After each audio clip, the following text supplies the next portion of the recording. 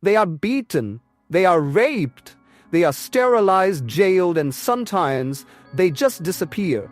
Their crime, being Muslim in China, in the land of Xinjiang, over 1 million Uyghur Muslims are living in a nightmare, stripped of their faith, their freedom, their families.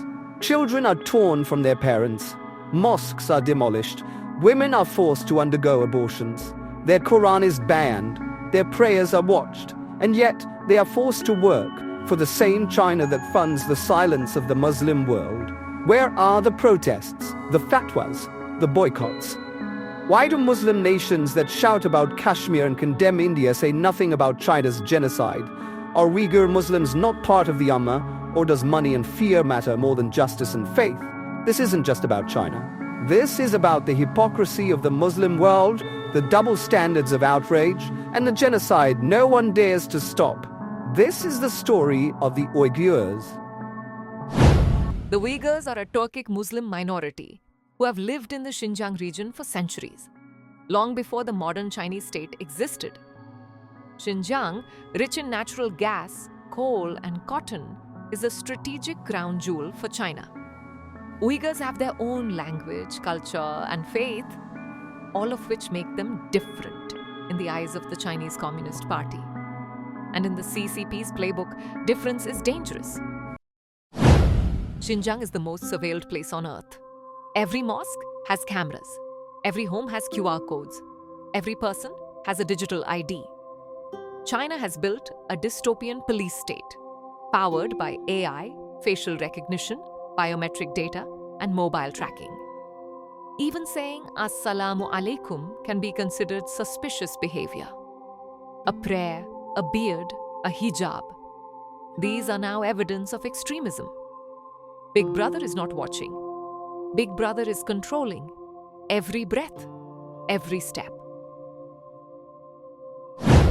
China calls them vocational training centers, but leaked documents and survivor accounts tell a different story.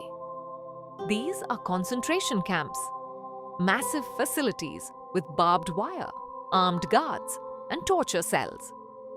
Over 1 million Uyghurs have been detained without trial. They are forced to eat pork, drink alcohol, chant communist slogans, and renounce Islam. Beatings, rape, solitary confinement, brainwashing. This is not education. This is ethnic cleansing in slow motion.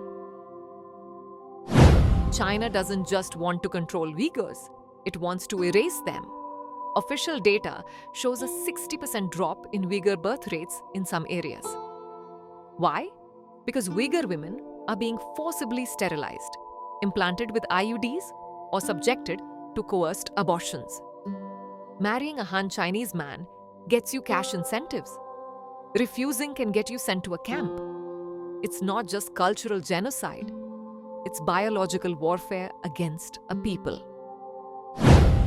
After brainwashing, what comes next? Forced labor. Uyghurs are being trafficked to factories and fields across China. They make cotton, clothes, electronics, shoes, products for major Western brands. The same hands that once held prayer beads are now stitching clothes under surveillance. Xinjiang produces 20% of the world's cotton. If your shirt says, "Made in China," it may have come from the blood, sweat, and slavery of a Uyghur. China isn't just targeting bodies, it's targeting memory. Over 0 mosques have been destroyed. Uyghur graveyards are bulldozed. Islamic calligraphy replaced with communist slogans. Children are forcibly taken from families, placed in state-run boarding schools, and taught to worship the party, not Allah. What China is doing is wiping Islam from an entire region. Now comes the hardest question. Where is the Muslim world? Where are the protests, the sanctions, the condemnations? Saudi Arabia, Pakistan, Turkey, Iran, Indonesia, Egypt, all silent. Why? Because China is too rich to oppose, too powerful to anger. China builds mosques in Arab countries while destroying them in Xinjiang. Muslim leaders shake Xi Jinping's hand while Uyghur Muslims scream from torture cells.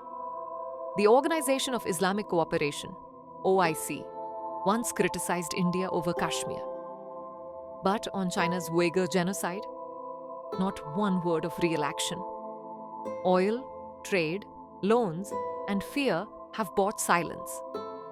The Ummah has failed the Uyghurs.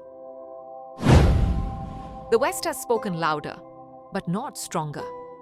The US, Canada, and some EU nations have called it genocide. They've imposed some sanctions and trade bans, but the Uyghurs are still in camps. Xinjiang still produces billions in trade. Talks are cheap when profits are deep. A genocide doesn't happen overnight. It happens in silence. It happens when faith is criminalized, when culture is destroyed, and when the world looks away. The Uyghur Muslims are not just victims of China. They are victims of the world's hypocrisy. This is not just China's shame. It is ours too. If we are silent now, what stops this from happening again to someone else? To you? Speak up. Share the truth. Because silence is complicity. And the Uyghurs deserve more than our prayers.